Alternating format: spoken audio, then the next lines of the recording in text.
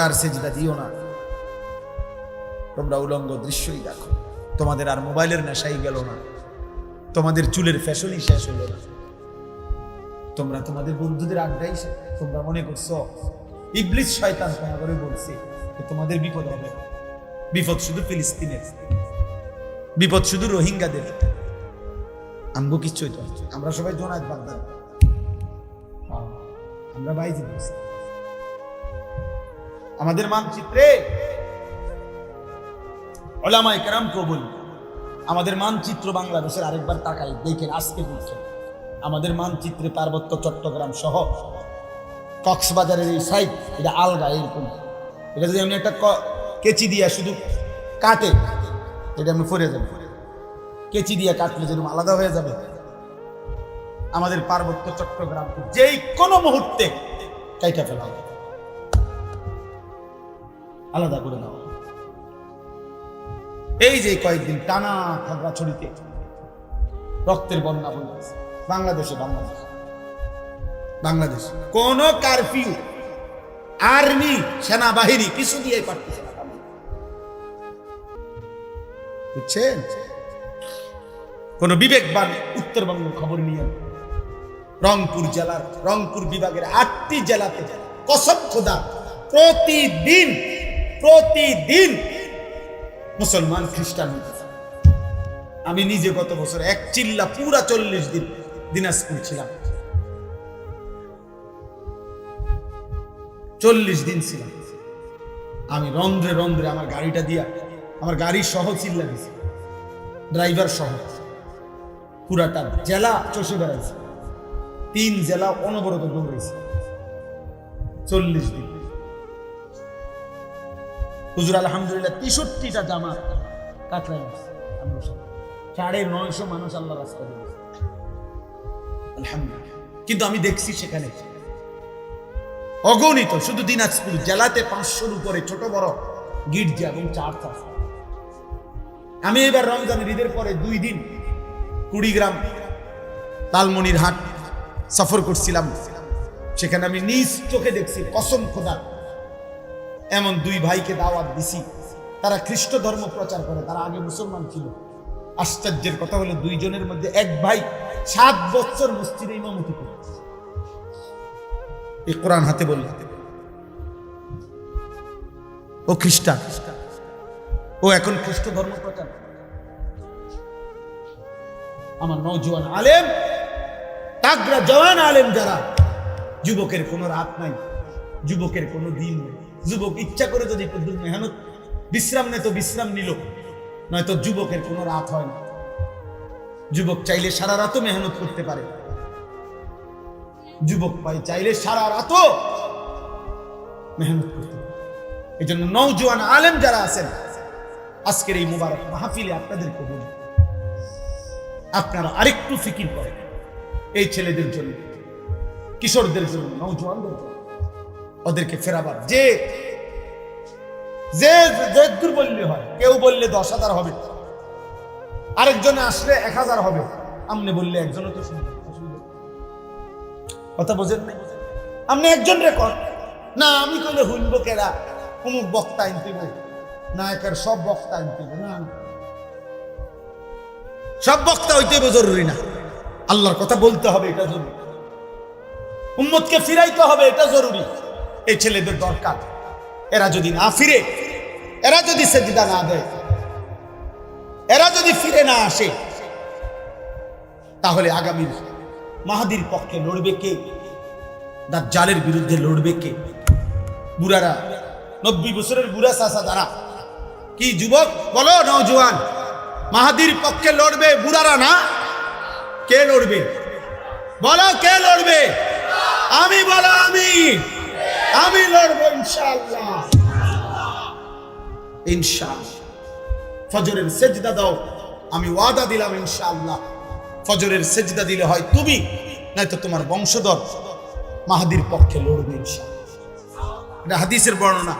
ফজরের মুসল্লিরা মাহাদি এবং ঈসার সাথে সর্বশেষ দাজ্জালের বিরুদ্ধে শেষ লড়াই করবে যারা, এবং শেষ ইহুদিদের শেষ ব্যক্তিটাকে পাথরের আড়াল থেকে, গাছের আড়াল থেকেও তাই না বাইর করে হত্যা করবে যারা, এই শেষ বাহিনী হলো ফজরের মুসলিম। এটা কিতাবে, আমার কাছে কিতাব আছে। ফজরের মুসল্লি যারা, মাহাদির সৈনিকরা। এই জন্য আজকে এই রাত গভীরে নিয়ত করো যে ফজরের নামাজ পড়বো ইনশাআল্লাহ। আমার জিন্দিগির একটা মেহনত, ফজর ক্যাম্পেইন। আমি এটা কাজ করি সারা বাংলাদেশে, জায়গায় জায়গায়। আমার অনেক ছেলে আছে যারা ফজর ক্যাম্পেইনের কাজ করে, মানে ফজরের নামাজের প্রচারণ। এইটাই মেহনত, এইটাই সংগঠন, এইটাই একটা দল। দলের মাকসাদ কি? ফজরের নামাজে মুসল্লি বৃদ্ধির আন্দোলন। এটা আমার শায়েখ দিচ্ছেন, আমারে বলছেন আমার শায়েখ আল্লামা মুফতি মুশতাকুর নবী কাসিম হুজুর, আমার এই জিম্মাদারি মাওলানা, এটা করবেন। কোনো ফিডাফিডি নাই, ঝগড়া নাই, ফজরের জন্য ডাকবে। আমরা ইনশাআল্লাহ নওজোয়ান তোমাদেরকে বলি, একজন ছেলে সিদ্ধান্ত নিবা যে আমি ফজর পড়ব, আমার একজন বন্ধুকে ফজরের জন্য ডাকবো।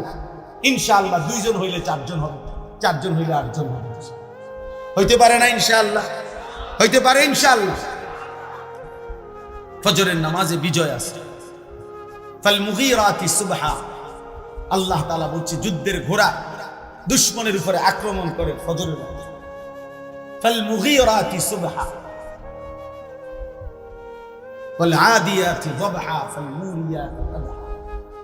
এইটাও মজার তাফসীর। চলে, রাত হয়ে গেছে। ওয়ালাকাদ খালাকনাল ইনসানা ওয়া না'লামু মা তুওয়াসবিসু বিহি নাফসুহু। এই আমি শেষ তরজমা বলি। আল্লাহ বলেন, বান্দা আমি মানুষকে সৃষ্টি করেছি। 2, আল্লাহ বলেন অন্তরের গভীরে যা আছে, তোমার অন্তরের যত কুমন্ত্রণা, গুনাহের মন্ত্রণা, ওয়াসওয়াসা, অন্তরের ভিতরে যা, আমি সেটাও জানি। তাহলে বাইরের গুলা জানেনি, কথা বলে না। হাত দিয়ে, চোখ দিয়ে, কান দিয়ে, নাক দিয়ে গুনাহ হইলে আল্লাহ জানেনি। আল্লাহ বলছে আমি অন্তরের ভিতরে যেটা, সেটাও জানি।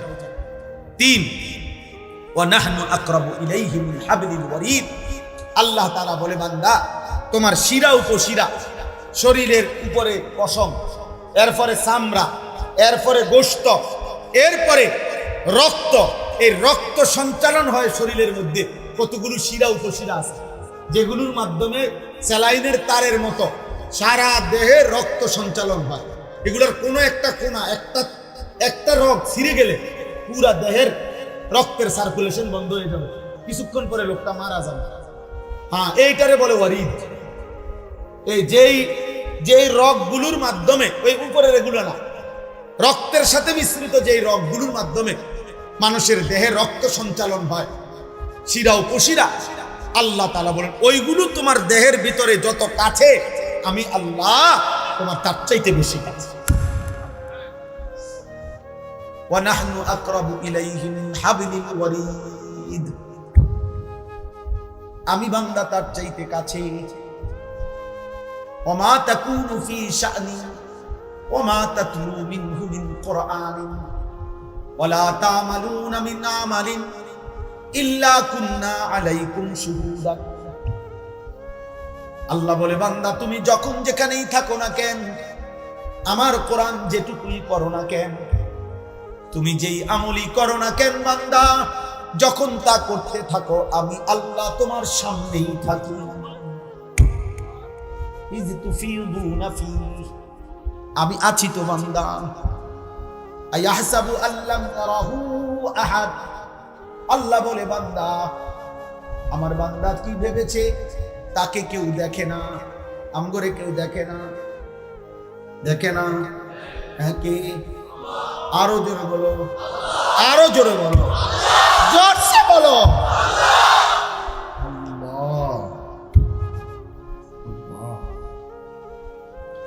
ইদ ইয়াতালাক্কাল মুতালাক্কিয়ানি আনিল ইয়ামিনি ওয়া আনিশ শিমালি কাঈদ। আল্লাহ বলেন আমি তো আছি বান্দা, সাথে সাথে ডানে বামে 24 ঘন্টা 2 জন ফেরেশতা আছে। আছে কিনা? মা ইয়ালফিজু মিন কাউলিন ইল্লা লাদাইহি রাকিবুন আতীদ।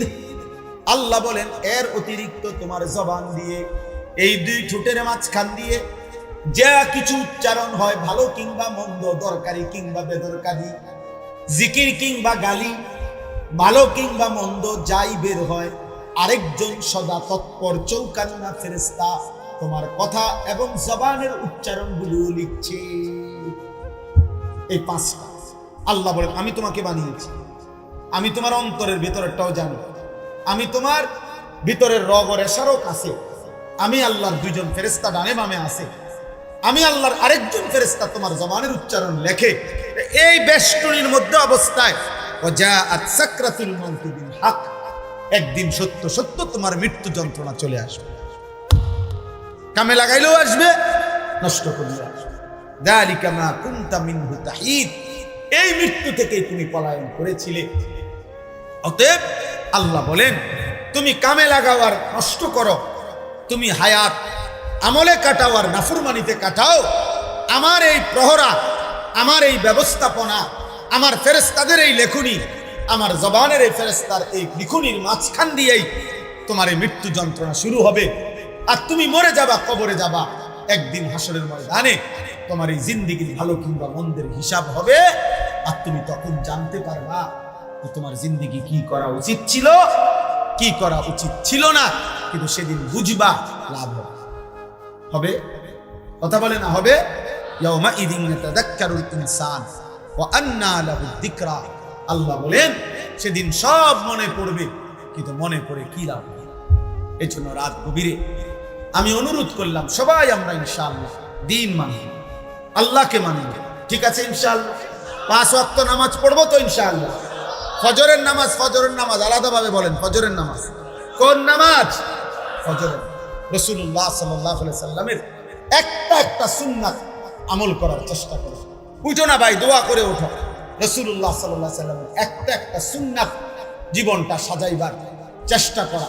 নবীজির একটি সুন্নাত দান আমি ব্যক্তিগতভাবে প্রতিদিন বাংলাদেশের একজন শ্রেষ্ঠ বুজুর্গ, বাংলাদেশের একজন অন্যতম বুজুর্গ, গাজীপুর কাপাসিয়ার হযরত অধ্যক্ষ মিজানুর রহমান চৌধুরী হযরতের এই কিতাব তালিমুস সুন্নাহ, বাংলা ভাষায় নবীজির সুন্নাতের উপরে পরিপূর্ণ বৃহৎ প্রায় 650 পৃষ্ঠার একটা কিতাব, যেখানে নবীজির সমস্ত সুন্নাত আছে। আমি ইচ্ছা করে হযরতের কাছ থেকে এগুলো আনাইয়া বিক্রি করি। আমার সাদা গাড়িতে 400 টাকা মূল্যে এটা বিক্রি হয়। অর্থ হইল উম্মতের ঘরে ঘরে নবীজির সুন্নাতের একটা বই ঔষধ। এটা আমার একটা দিলের তামান্না, দিলের একটা আশা। এই জন্য যাওয়ার পথে যাদের সুযোগ হয়, নবীজির সুন্নাত, সকল সুন্নাত ছোট বড় এই কিতাবের মধ্যে আছে। প্রায় 650 পৃষ্ঠা ব্যাপী একটা বই, 400 টাকা মূল্যে। যার সুযোগ হয় যাওয়ার সময় কিনে নেওয়ার চেষ্টা করবেন। আল্লাহ তাআলা আমাদের সবাইকে তৌফিক দেন। আল্লাহ তাআলা এই মাদ্রাসা কবুল করেন। আজকের এই বর্ণাঢ্য আয়োজন আল্লাহ তাআলা বরকত দান করেন। কিশোর নওজোয়ান তোমরা আগামীর ইসলামের জন্য ভাববা, আল্লাহ তোমাদেরকে তৌফিক দান করেন। আমিন। সুবহানাল্লাহ। আলহামদুলিল্লাহ, সুম্মা আলহামদুলিল্লাহ। আল্লাহ তাআলার অশেষ মেহেরবানি। আল্লাহ তাআলা আমাদের এই মাদ্রাসাতুল সওয়াব নাটাইয়া আদর্শ মাদ্রাসার বাদশাহী মাহফিল, আপনারা সকলেই উপস্থিত হয়েছেন মাদ্রাসার মাহফিলে। সার্বিক সহযোগিতায় গ্রামবাসী সব সময় ওনারা চিন্তা করেন, করে আসতেছেন, সামনেও করবেন। ভাই একটু বসেন, শেষ দোয়া করে আমরা চলে যাব। তো প্রতি বছরই আমাদের এই মাহফিল ইনশাআল্লাহ হবে। আপনাদের সহযোগিতা এবং দোয়া এই দুটো যদি আমাদের সাথে থাকে ইনশাআল্লাহ ইনশাআল্লাহ। শেষ কথা, আলহামদুলিল্লাহ নাহমাদুহু ওয়া নাস্তাঈনুহু ওয়া নাস্তাগফিরুহু ওয়া নু'মিনু বিহি ওয়া নাতাওয়াক্কালু আলাইহি ওয়া নাউযু বিল্লাহি মিন শুরুরি আনফুসিনা ওয়া মিন সাইয়্যাতি আ'মালিনা। মান ইয়াহদিহিল্লাহু ফালা মুদিল্লা লাহু ومن يضلله فلا هادي له ونشهد أن لا إله إلا الله وحده لا شريك له ونشهد أن سيدنا وحبيبنا ومولانا محمدا عبده ورسوله أما بعد فأعوذ بالله من الشيطان الرجيم بسم الله الرحمن الرحيم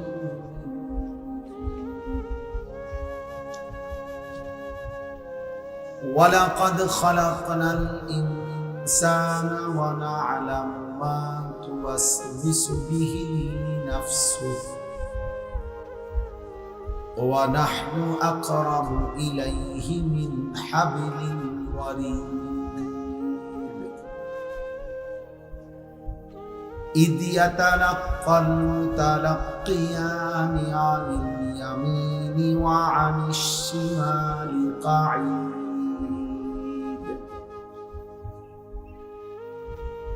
ما يلفظ من قول إلا لديه رقيب عتيد وجاءت سكرة الموت بالحق ذلك ما كنت منه تحيد ونفخ في الصور ذلك يوم الوعيد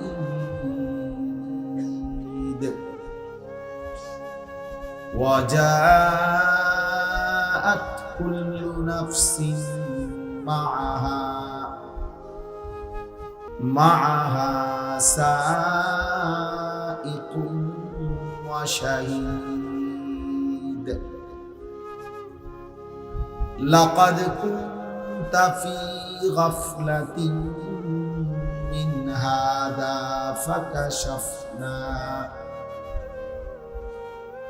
فكشفنا عنك غطاءك فبصرك اليوم حديد صدق الله مولانا العظيم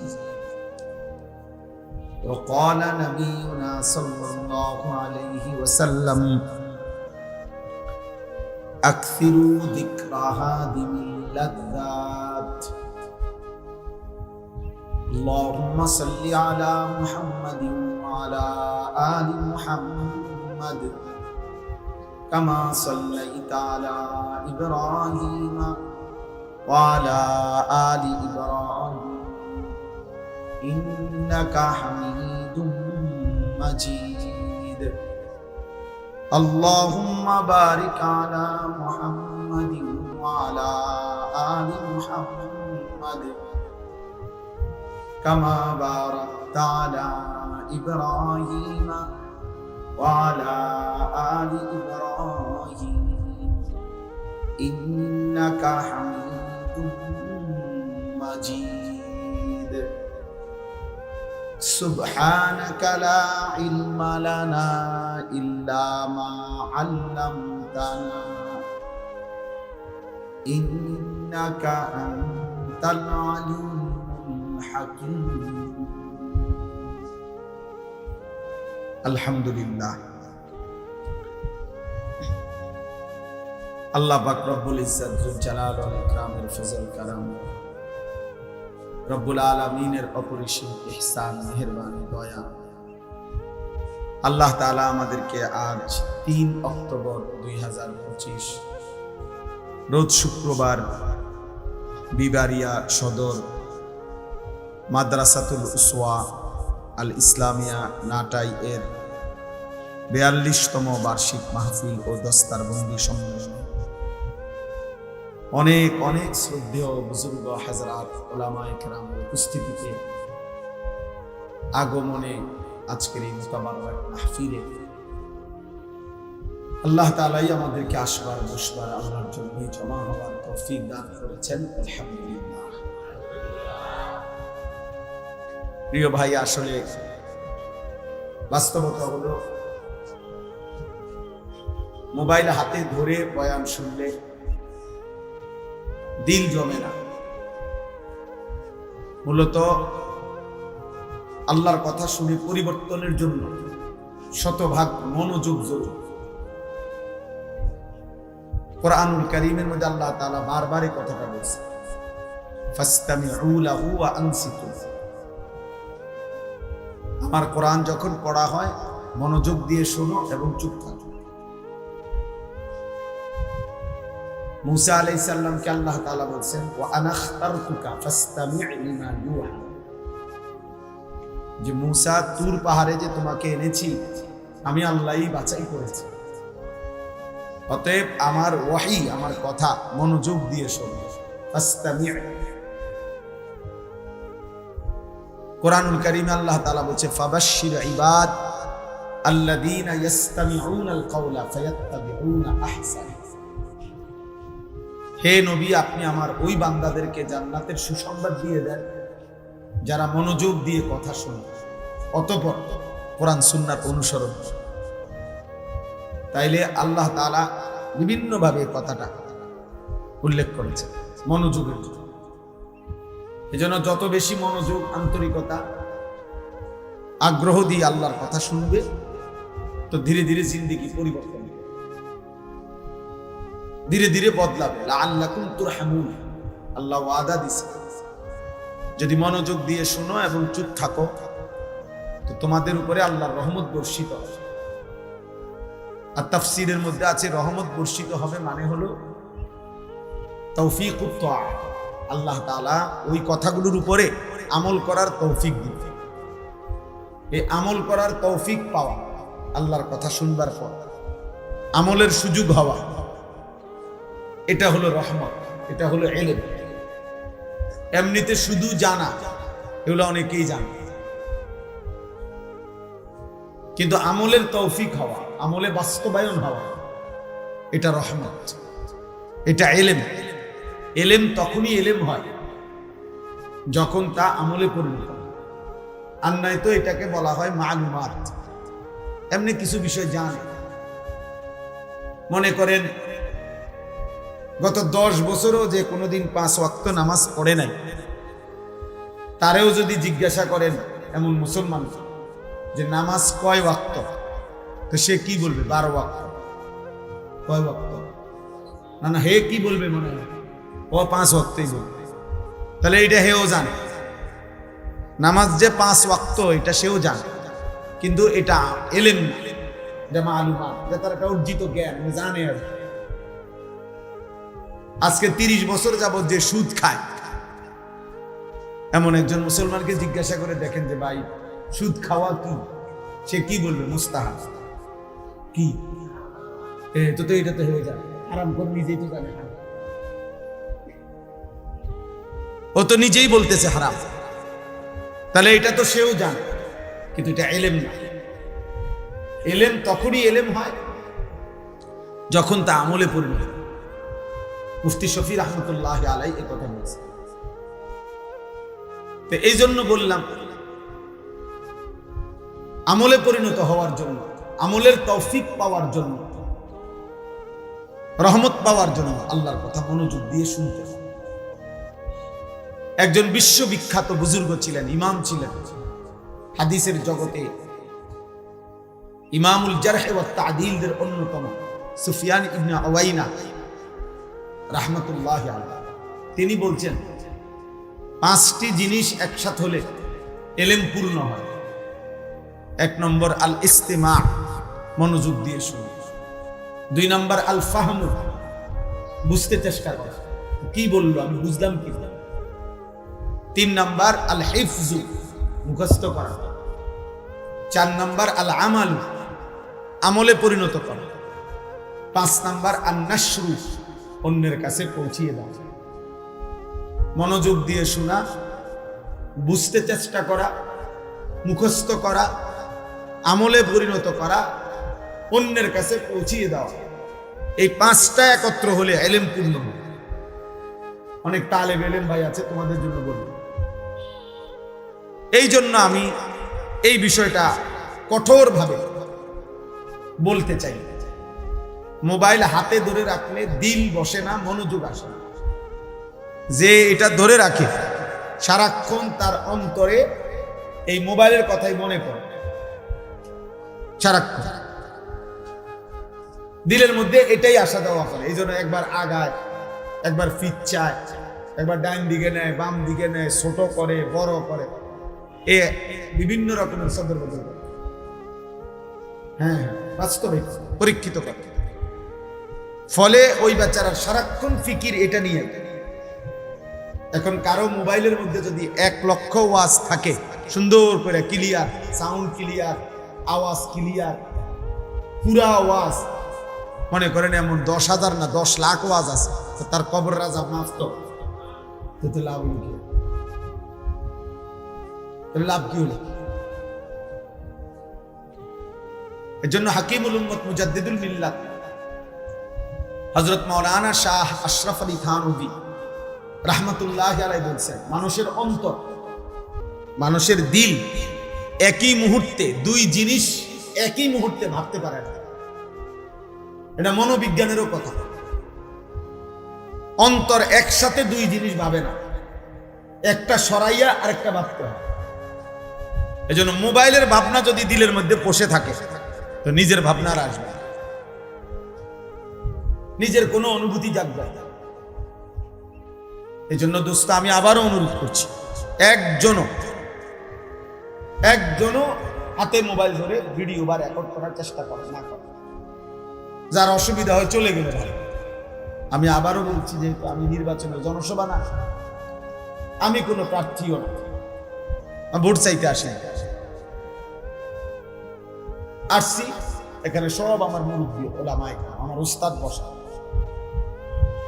হুজুর আমার সরাসরি উস্তাদ, আজকের মাহফিলের যিনি সভাপতি, এই এলাকার কৃতি সন্তান, ব্রাহ্মণবাড়িয়ার হাজারো লাখো ওলামায়ে কেরামের হৃদয়ের মানুষ, সারা দেশের ওলামায়ে কেরাম যাকে ভালোবাসে, হযরত মাওলানা আলী আজম সাহেব, হুজুর আমার সরাসরি উস্তাদ, আমি দারুল আরকামেরই ছাত্র। তাইলে এই জন্য মুরব্বীদের সামনে শুধু বলা সামান্য কিছু, শতভাগ মনোযোগ জরুরি। আজকের রাতে না, সব সময়।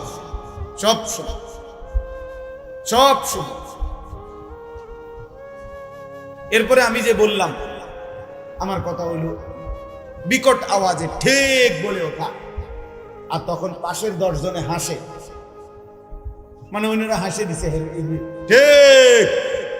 এটা কি ধরনের কথা হলো? এটা তো একটা ফালতু আওয়াজ হলো, এটা তো ভদ্রতা হলো। অন্যরা যদি হাসিয়াই দেয় তত বুঝাই গেল এটা মস্কারি করা হলো, এটা তো এক ধরনের তামাশা করা হলো। এই জন্য এটা জরুরি বুঝা। অনর্থক এতটা বিকট আওয়াজ করা কোনো প্রয়োজন নেই। স্বাভাবিক ঠিক বললে কোনো গুনাহ নেই, কিন্তু স্বাভাবিক আওয়াজে বলে।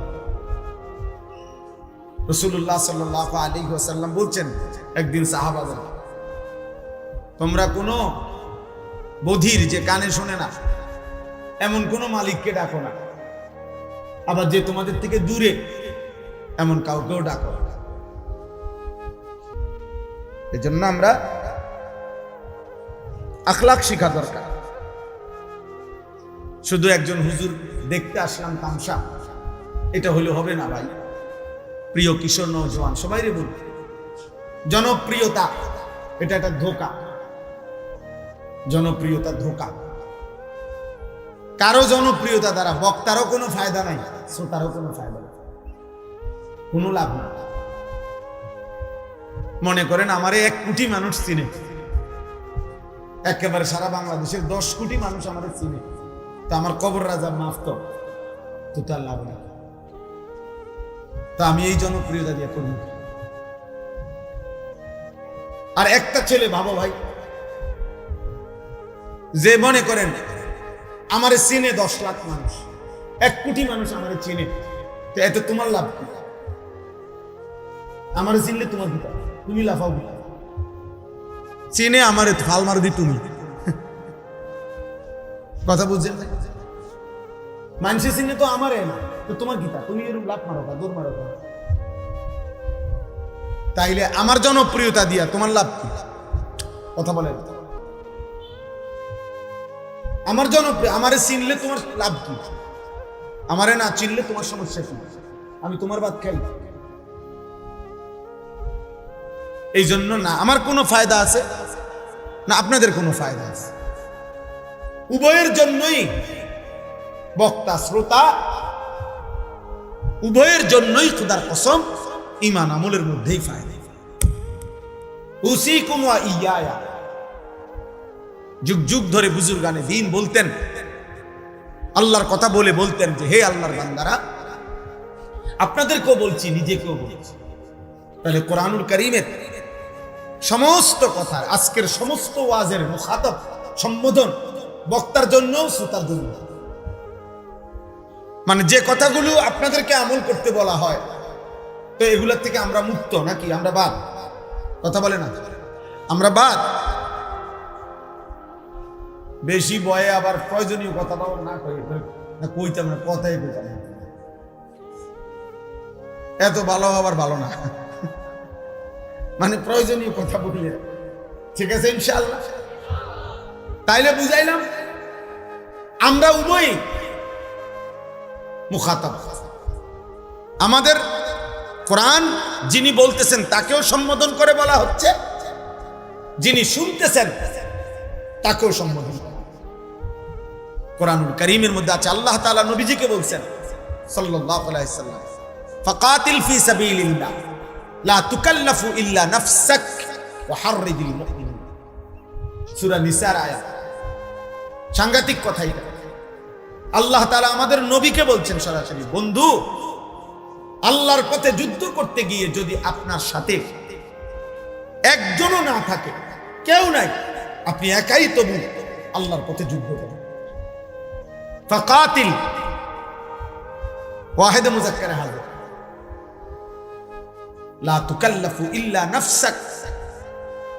কারো কোনো ব্যাপারে যদি জবাব আপনি নাও দেন, কিন্তু আপনি নিজের বিষয়ে মুকাল্লাফ, আপনাকে আপনার ঈমান আমলের ব্যাপারে কিন্তু জবাব দিতে হবে।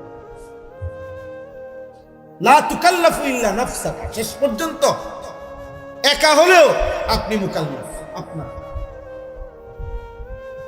নবীজি সাল্লাল্লাহু আলাইহি সাল্লাম একটি যুদ্ধে, হুনাইনের যুদ্ধে 12,000 সাহাবী নবীজির সাথে ছিলেন। যুদ্ধের প্রথম আক্রমণে, মানে অনেক ঘটনা, আমি শুধু মূল কথাটা বলতেছি। যুদ্ধের প্রথম কাফেরদের প্রথম আক্রমণেই শুরুতেই 12,000 সাহাবী নবীজিকে ছেড়ে যুদ্ধের ময়দানে ছত্রভঙ্গ হয়ে গেছে। কিন্তু আল্লাহর নবী সাল্লাল্লাহু আলাইহি ওয়াসাল্লাম একা সেই যুদ্ধের দিন ময়দানে আপন জায়গায় মজবুতির সাথে দাঁড়িয়েছে।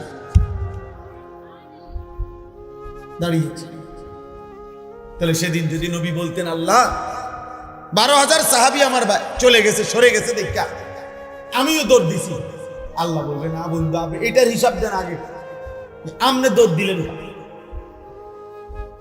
আবু বকর, ওমর, ওসমান, আলী, হ্যাঁ করে আমি আলাদা জিগামু, তার বিচার আমি তারটা করবো, কিন্তু আপনি দৌড় দিছেন কেন? আমাদের কি সমস্যা? তাহলে রাসূলুল্লাহ সাল্লাল্লাহু আলাইহি সাল্লামও আল্লাহর কালাম, আল্লাহর বিধানের মুকাল্লাফ। আল্লাহ তাআলার প্রত্যেকটি কথা যা তিনি উম্মতের কাছে পৌঁছাইছেন তা উনার নিজের জন্য, তা উনার নিজের জন্য। উনি নিজেও তার শতভাগ আমল করেছেন। মা উরিদু আন উখালিফাকুম মা আনহাকুম আনহু। নবীরা বলতেন যে যে বিষয় থেকে তোমাদেরকে আমরা নিষেধ করি, উদ্দেশ্য আমাদের এই নয় আমরা তা করব না। গুনাহ তোমাদের জন্য গুনাহ, গুনাহ আমার জন্য গুনাহ, আমল তোমাদের জন্য